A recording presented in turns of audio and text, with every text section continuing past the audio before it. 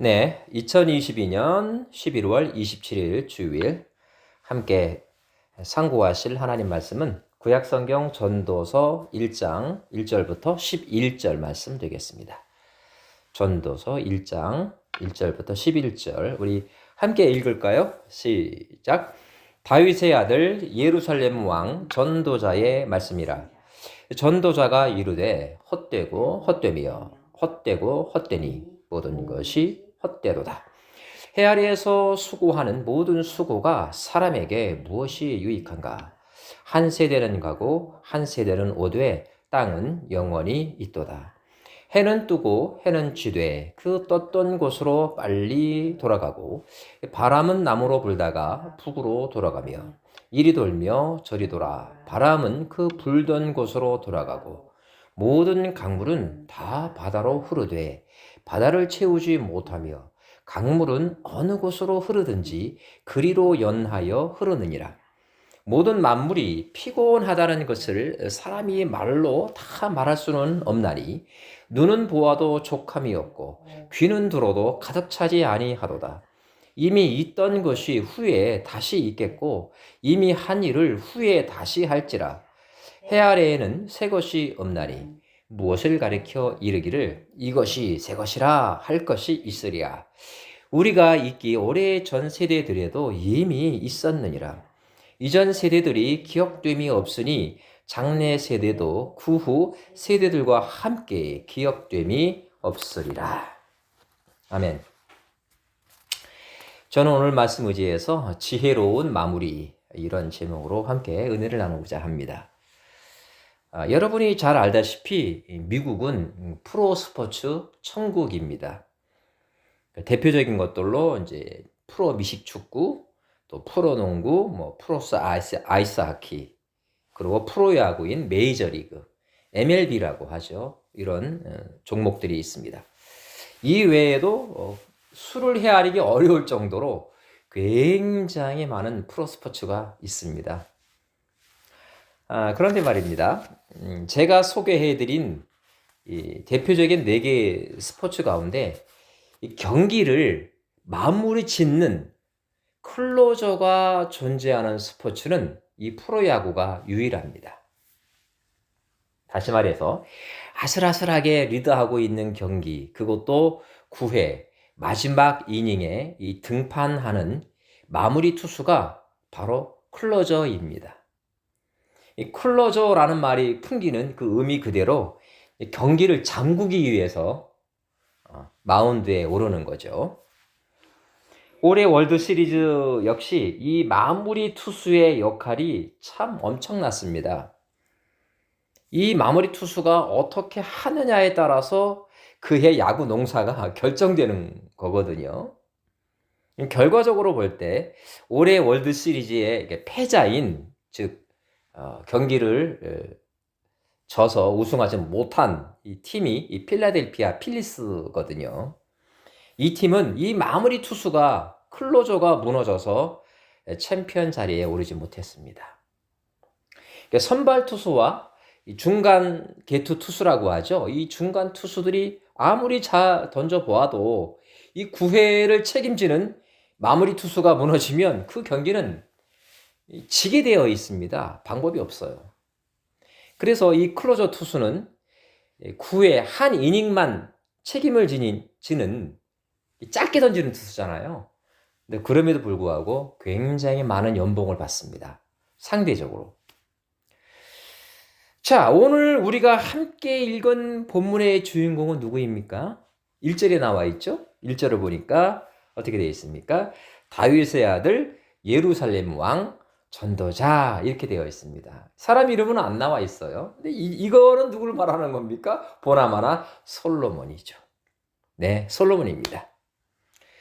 이 솔로몬은 인생 초반에는 하나님께로부터 엄청난 은혜를 입었지만 인생 끝마무리를 제대로 못해서 인생을 망쳐버린 왕이라고 할 수 있습니다. 마치 제가 위에 언급해드린 월드시리즈 마지막 경기 중에 등판한 이 클로저 투수가 상대 타자에게 역전 홈런을 얻어맞은 것과 같은 결과를 얻은 왕이라고 할 수가 있습니다. 안타깝죠. 이 솔로몬 왕이 어떤 사람이었는가를 잠시 먼저 살펴보는 것이 오늘 말씀을 이해하는 데 도움이 될 것 같아요. 이 솔로몬은 다윗 왕의 네 번째 아들이죠. 그리고 21세 혹은 20세의 나이에 이스라엘의 왕으로 즉위합니다. 여러분이 잘 아시는 압살롬이 있죠. 이 압살롬은 그의 바로 유해형입니다. 이 솔로몬이 열왕기상 3장 말씀과 역대하 1장을 보게 되면 하나님께 이른바 일천번제로 알려진 제사를 드리게 되죠. 하나님의 백성을 잘 다스리기 위해서 이 어린아이와 같은 죄에게 뭘 달라고 간구합니까? 지혜와 지식을 달라고 간절히 기도합니다. 그러자 하나님께서는 그에게 이런 복을 허락하시죠. 역대하 1장 12절을 제가 읽어드릴게요. 그러므로 내가 네게 지혜와 지식을 주고 부와 재물과 영광도 주리니 내 전의 왕들도 이런 일이 없었거니와 내 이후에도 이런 일이 없으리라 하시니라. 이게 보통 사람이 내리는 축복도 아니고 만왕의 왕이시오 만주의 주이신 창조주 하나님께서 내리신 복이에요. 이런 복을 받은 사람이 전에도 없었고 그 이후에도 없습니다. 이런 복을 받았어요. 굉장하죠. 하나님은 그에게 지혜와 지식은 물론이고 세 가지 은총을 덤으로 주신 거죠. 읽은 그대로입니다. 이렇게 어린 나이에 왕이 된 솔로몬의 초창기는 어떻게 요약할 수가 있습니까? 그의 인생을, 초반부 인생을 참으로 하나님 앞에 겸비한 사람, 이렇게 규정할 수가 있습니다. 하나님 이걸 너무너무 기뻐하셨죠. 다른 그 무엇보다도 이것을 가장 즐거워하셨습니다. 이랬던 솔로몬이 인생 후반기에 어떻게 망가졌습니까? 이 망가진 정도로 말하면 정말 다시 없을 그런 일을 그가 당하게 됩니다. 열왕기상 11장에 그의 타락이 적나라하게 묘사되어 있습니다. 3절을 보니 후궁이 700명이요 첩이 300명 이렇게 도합 1000명이라 했습니다. 이는 마치 기브아에서 일천번제를 드렸던 것과 정반대의 상황이 되어버린 겁니다. 참 묘한 대비잖아요. 숫자 1000이 갖는 이 메타포가 굉장히 의미심장합니다. 이 여인들이 이스라엘에 뭘 가지고 들어왔습니까? 고향 신들을 가지고 온 거예요. 우상 숭배 신들을 갖고 오게 된 겁니다. 그 숫자만큼 예루살렘 근처 골짜기마다 우상 단지들이 들어서게 됩니다. 결국 하나님은 심판의 칼을 들게 되죠. 여호와께서 솔로몬에게 말씀하시되 내게 이러한 일이 있었고 또 내가 유입니다. 내가 내 언약과 내가 네게 명령한 법도를 지키지 아니하였으니 내가 반드시 이 나라를 네게서 빼앗아 내 신하에게 주리라. 열왕기상 11장 11절 말씀 읽어드렸어요. 근데 말이죠. 사실 결정타는 이 말씀이 있는 게 아니고 바로 위에 있습니다. 9절 말씀에 기록된 이 부분이에요. 읽어드릴게요. 솔로몬이 마음을 돌려 이스라엘의 하나님 여호와를 떠남으로. 이게 결정타입니다. 이게 결정타. 뭐가 떠났습니까? 마음이 떠난 겁니다. 마음이 떠났죠. 자신이 그토록 사랑했던 하나님을 더 이상 보고 싶지 않게 된 겁니다. 놀라운 일이죠. 이는 마치 무릇 지킬 만한 것보다 더욱 내 마음을 지키라. 생명의 근원이 이에서 남이니라 라고 한 잠언서 4장 23절 말씀을 연상케 합니다. 이 솔로몬은요, 오해를 단단히 한 겁니다. 뭔 오해인가 하면요, 예루살렘에 하나님의 성전을 세운 곳으로 자신이 할 일을 다 했다고 그렇게 믿어버린 겁니다. 하나님을 성전에 가두어 버린 거죠. 누가요? 솔로몬이. 여기에 인생 마무리에 실패 싹이 자라기 시작합니다. 열왕기상 8장과 역대하 6장에 기록되어 있는 그의 아름다운 기도문이 있죠. 많은 신학자들이 어떻게 말합니까? 성전 낙헌식에서의 솔로몬의 기도. 이 아름다운 기도는 한낱 공수표로 전락해 버리게 됩니다. 주변에 모여든 아름다운 여인들, 그리고 그녀들이 고향에서 가지고 온 우상들을 보아하니 그리 나빠 보이지 않습니다. 마음이 조금씩 변질되기 시작한 거죠. 죄가 장성하니까 그 죄는 어떤 열매를 맺히게 됩니까? 악이라는 열매를 맺히게 됩니다. 그래서 성경이 이렇게 말하고 있는지 모르겠어요. 욕심이 잉태한 즉 죄를 낳고 죄가 장성한 즉 사망을 낳느니라. 야고보서 1장 15절 읽어드렸습니다. 그죠? 열왕기상 말씀과 굉장히 좀 비슷하지 않습니까? 닮아 있죠. 제가 보기에 이 야고보서 말씀의 핵심은 딱 한 가지입니다. 뭐냐면요.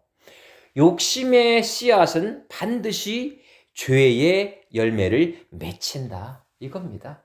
단순해요. 욕심이라는 씨앗은 어떤 열매를 낳는다? 죄의 열매를 맺힌다. 이겁니다. 솔로몬의 욕심은 무엇이었을까요? 다른 거 없습니다. 하나님과 우상을 겸하여 섬길 수 있을 것이라는 욕심. 바로 그거예요. 참 그토록 지혜로운 솔로몬이 어떻게 그런 어리석은 생각을 할 수 있었을까? 정말 의아스럽죠. 열왕기상 11장을 다시 한번 천천히 훑어보게 되면요. 한 가지 아주 흥미로운 사실을 발견하게 됩니다. 솔로몬이 시돈의 우상 아스다로스를 위해서 먼저 산당을 지어줍니다. 하나님을 테스트하는 거예요. 그런데도 하나님은 묵묵히 계신 것처럼 보입니다. 아무 요동이 없습니다. 그러자 이번에는요.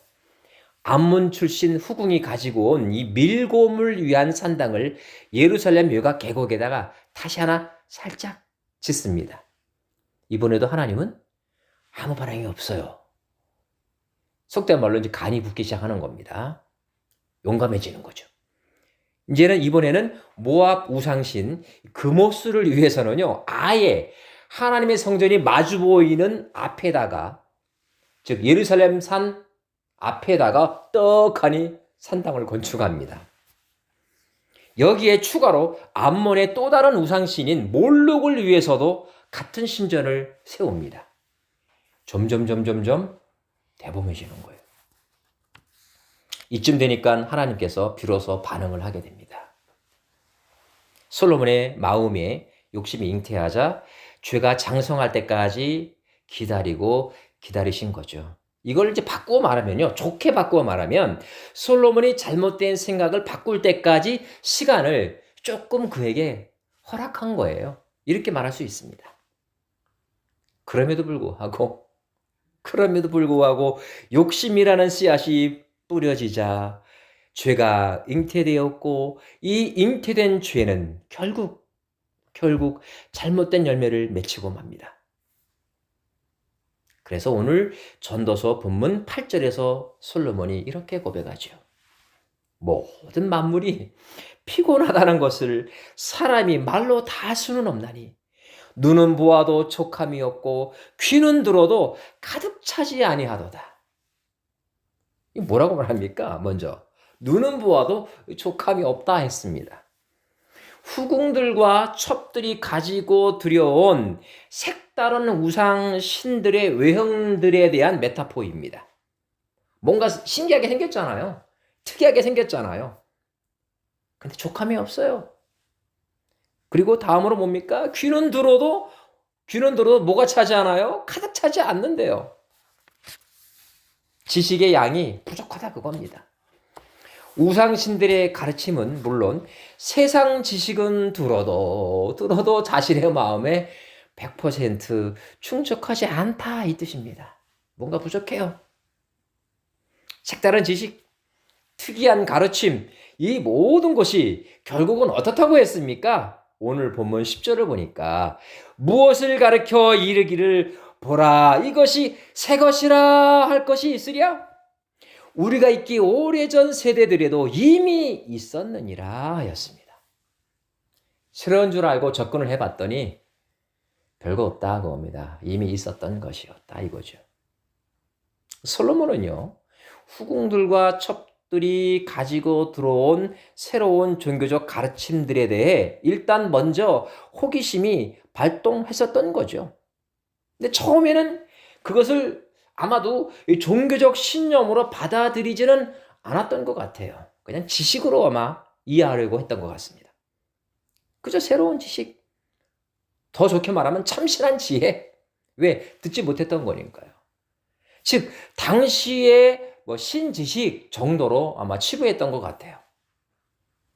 그러나 하나님을 아는 지식 외에는 다른 지혜나 지식은 결국 자신의 심신을 망가뜨린다는 것을 그의 말년에 다가와서야 비로소 깨닫게 됩니다. 이런 그의 고백이 이것을 잘 증명하고 있죠.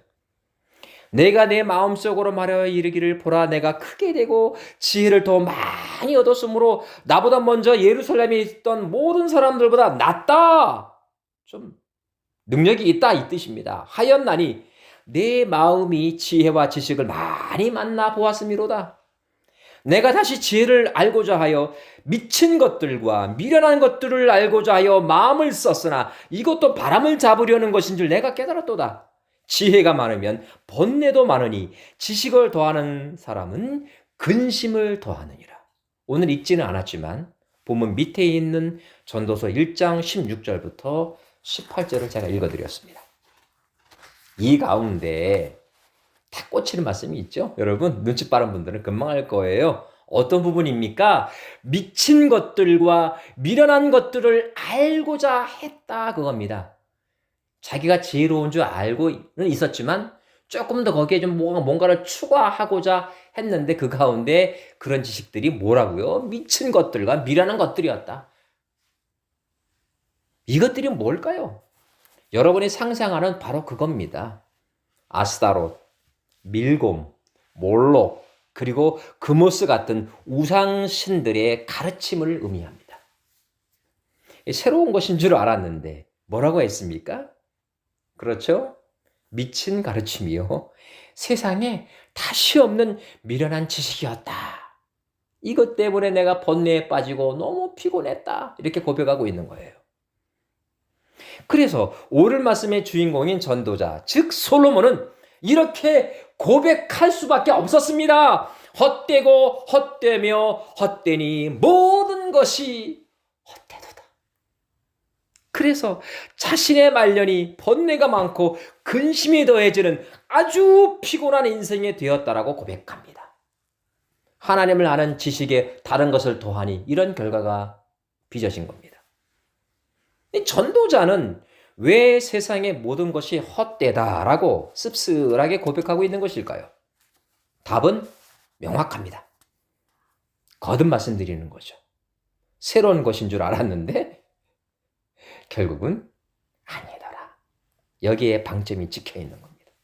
이미 있던 것들이 새로운 것처럼 가면을 쓰고 내 앞에 왔더라 그겁니다. 양파 껍질처럼 그것을 벗기니까 새를 곳이 하나도 없던 옛날의 지혜요 옛날의 지식이었다 이거죠.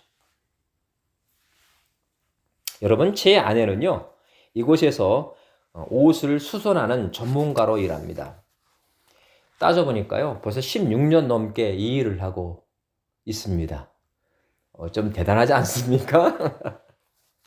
그래서 아주 자연스럽게 수많은 옷들을 보게 되죠. 운명인 겁니다.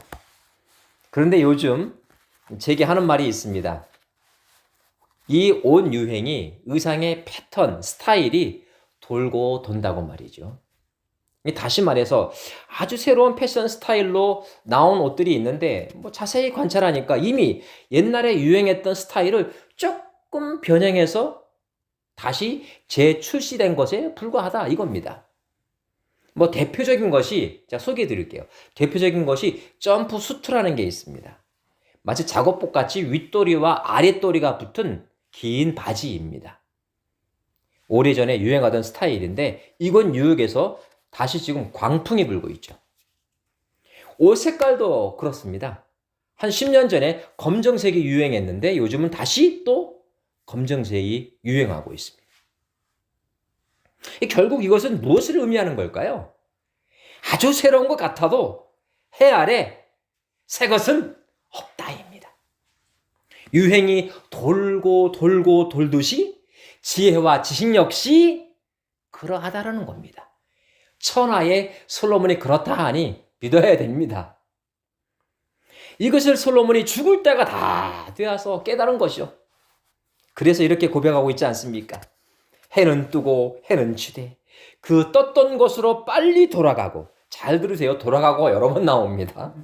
바람은 남으로 불다가 북으로 돌아가며 이리 돌려 저리 돌아 바람은 그 불던 곳으로 돌아간다. 헛되고 헛되며 이렇게 말이 반복되듯이 돌아간다가 반복되고 있습니다. 세상 사람들은 간혹 오해를 합니다. 요즘 등장하는 첨단 과학들은 일찍이 전례 없이 존재하지 않았던 아주 새로운 지식이라고 말이죠. 전례 없는 지식이다 이겁니다. 가령 양자역학을 이용한 양자 컴퓨터의 등장이나 첨단 반도체 가공 기술 등이 바로 그것들입니다. 근데 여러분 과연 그럴까요? 제가 다시 말씀드립니다. 우리 오해하면 안 됩니다. 솔로몬이 말하고 있는 새로운 지혜나 지식은 세상의 근본적 태생에 대한 질문에 답을 구하고자 함에 있습니다. 하지만 양자 컴퓨터나 반도체 가공 기술은요, 세상의 시작이나 종말에 대한 물음에 대해서 아무런 답을 주지 못합니다.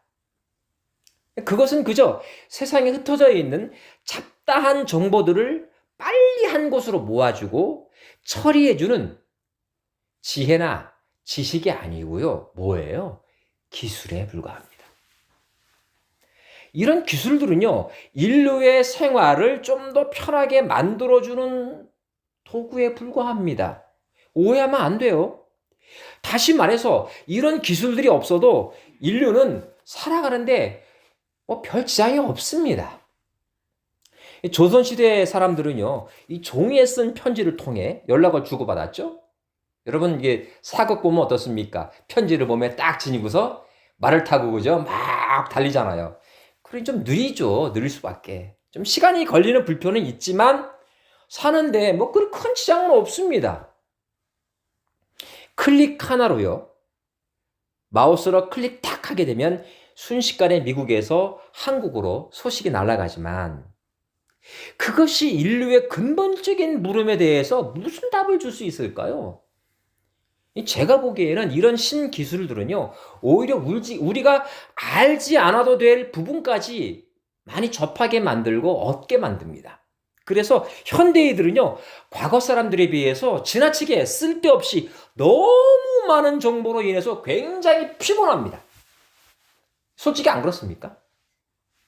연예인들 결혼, 이혼 소식까지 우리가 꼭 알아야 됩니까? 이는 마치 인생에 대한 궁극적인 해답을 얻고자 많은 지혜와 지식을 얻으려 했다가 근심만 늘어났던 솔로몬과 같다고 할 수 있습니다.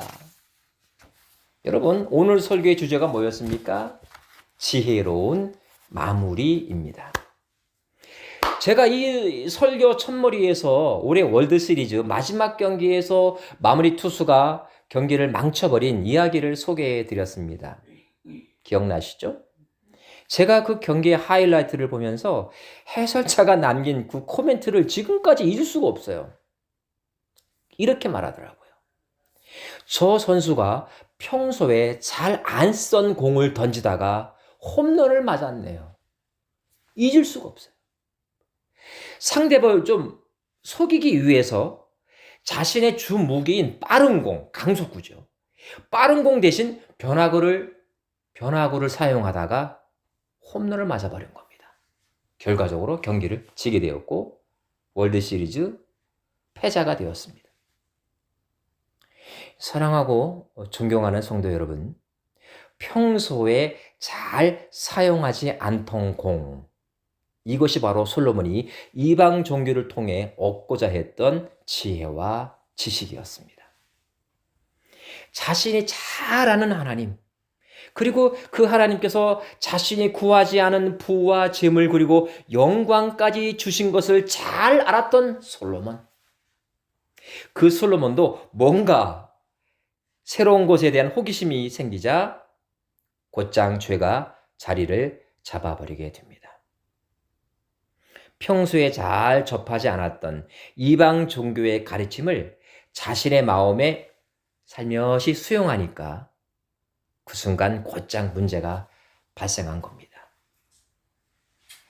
오늘 제가 소개해드리는 월드시리즈 마지막 경기의 그 클로저 투수가 자신이 잘 알고 있고 자신이 가장 잘 사용할 수 있고 자신이 가장 믿었던 빠른 공을 뿌렸다면, 던졌다면 그 경기 결과는 아마 달라졌을 수도 있었을 겁니다. 물론 결과론이에요. 인생을 잘 마무리 짓기 위한 지혜는 다른 데 있지 않습니다. 그리고 꼭 한 달 남은 2022년 올 한 해 역시 마찬가지입니다. 그것은요, 우리의 마음과 생각을 하나님께 고정시키고 잘 지키는 일에 있습니다. 믿습니까? 다소간 빈궁이 살아도요, 그것이 인생의 가치관을 바꿀 만한 일이 되지는 못합니다. 그저 조금 불편할 뿐입니다. 신체적 건강이 부족하다고 해서 하나님을 섬기는 일에 걸림돌이 될 수는 없습니다. 그건 역시 하나님 일을 함에 있어서 정상인들보다 조금 느리게 하는 것처럼 보이게 할 수는 있습니다. 하나님 일을 빠르게 한다고 해서 칭찬받을 일이 아니듯이 하나님의 일을 좀 느리게 한다고 해서 야단 맞을 일은 더더욱 아닙니다. 중요한 것은 하나님의 일을 여러분 삶에 있어 최우선 순위에 두는 일입니다. 그러기 위해서는 여러분과 저의 마음을 하나님께 메어두는 일이, 묶어두는 일이 너무너무 중요합니다.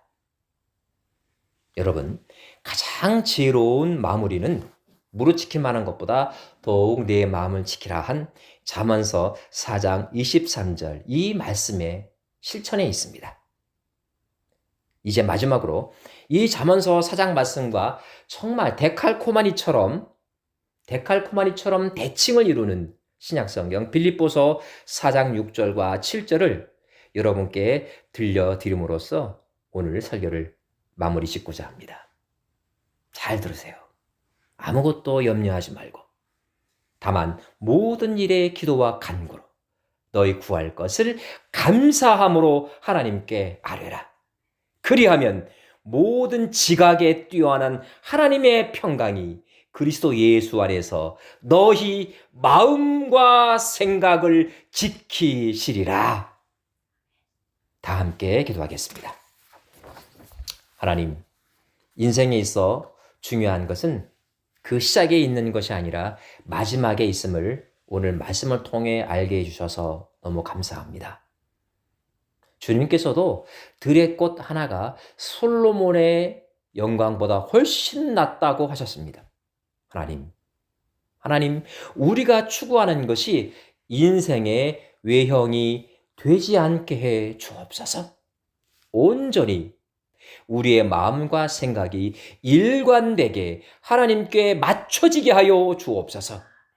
그것이 통회하는 마음과 같이 하나님께 가장 큰 감사의 제물이 될 수 있도록 우리를 깨우쳐 주옵소서. 예수님의 이름으로 간절히 기도 올리옵나이다. 아멘.